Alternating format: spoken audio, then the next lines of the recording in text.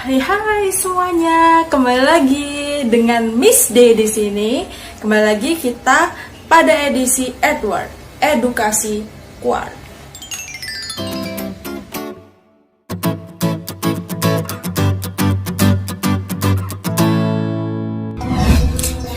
Halo teman-teman, support channel aku yuk dengan subscribe, like, share, komen, dan tekan tombol loncengnya.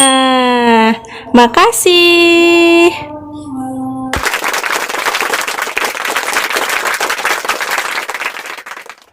Nah, kali ini kita akan membahas mengenai momentum dan impuls. Nah, adik-adik kemarin kan sudah diberikan penjelasan mengenai momentum dan impuls. Sekarang kita akan latihan soal-soal pemula dulu, supaya membantu adik-adik dalam belajar ya. Sebelum kita menuju soal yang levelnya lebih tinggi, lebih sulit, lebih expert gitu ya. Supaya kita terbiasa dulu, mengerti dulu, paham dulu gitu ya.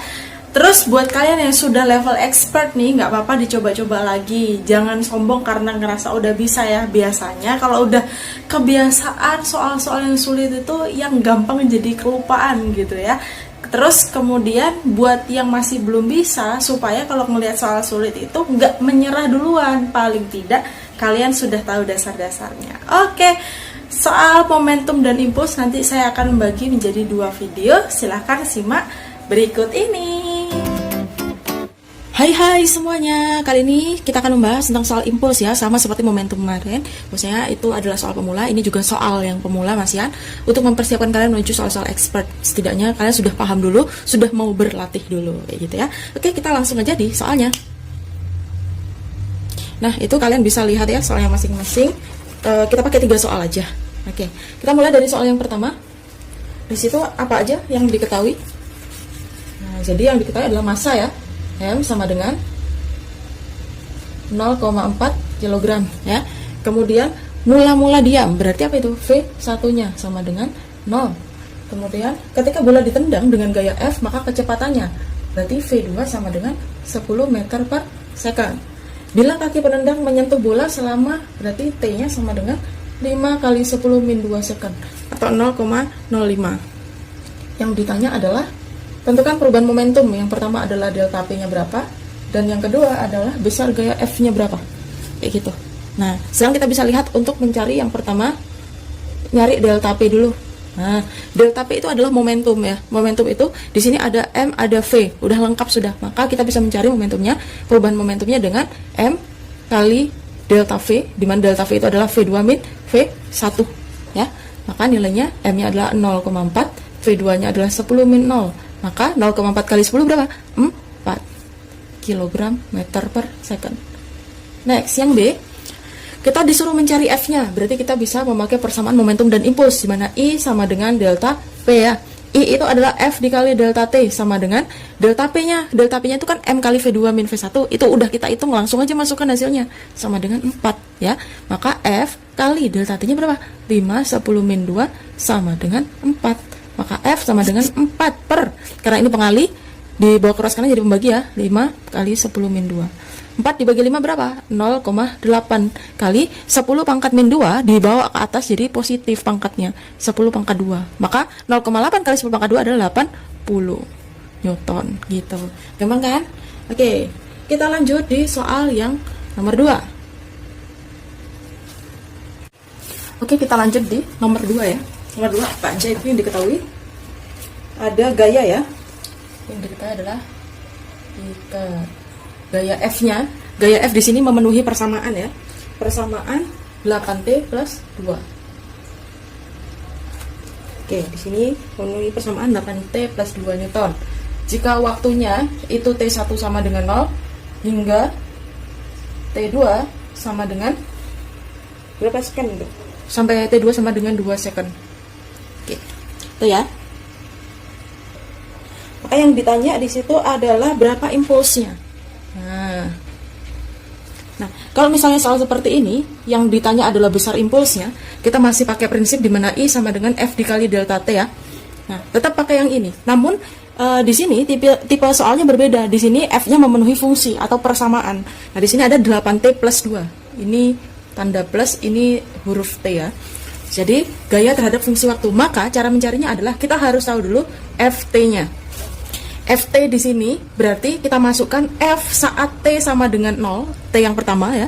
Maka kita masukkan persamaannya 8T plus 2. Maka di sini T-nya kita masukkan nilai 0, berarti 8 kali 0 ditambah 2. Berapa? 2 ya, 2 Newton. Kemudian untuk F dengan T sama dengan 2 ya, untuk F T sama dengan 2, kita masukkan aja 8T plus 2 sama dengan 8 kali 2 plus 2. Berapa? 16 ditambah 2, 18 Newton. Nah, di sini sebenarnya kita sudah memenuhi persamaan F dikali T ya, tapi belum di delta. Maka untuk karena di sini yang ditanyakan adalah T sama dengan 0 hingga T sama dengan 2 second, maka untuk nilai impulsnya adalah F dikali delta T-nya. Kita masukkan ini ya, kalau delta T berarti kan T2 dikurangi T1, berarti F saat 2 second dikurangi F saat 0 second. Kita langsung masukin aja 18 Newton dikurangi 2. Berapa 18 kurang 2? 16 Newton. Itu jawabannya untuk soal nomor 2. Jelas ya, paham ya? Oke. Oke, next soal nomor 3. Ya, nomor 3 apa aja itu? Nomor 3 yang diketahui ada di situ grafik ya. Saya buat sederhana aja grafiknya. Seret ya. Kurang panjang nih kayak. Apa-apa, anggap sudah bagus ya lukisan saya, dan anggap sudah kongruen gitu ya. Ini 40, ini adalah F-nya, dan ini adalah T-nya. Oke. Di situ jika massa benda, M sama dengan 0,2 kg. Jika massa benda adalah 0,2 kg dengan gaya dan waktu seperti yang ada di dalam grafik ini, disuruh mencari perubahan kecepatannya. Nah, pertama-tama gimana cara kita mencari perubahan kecepatan?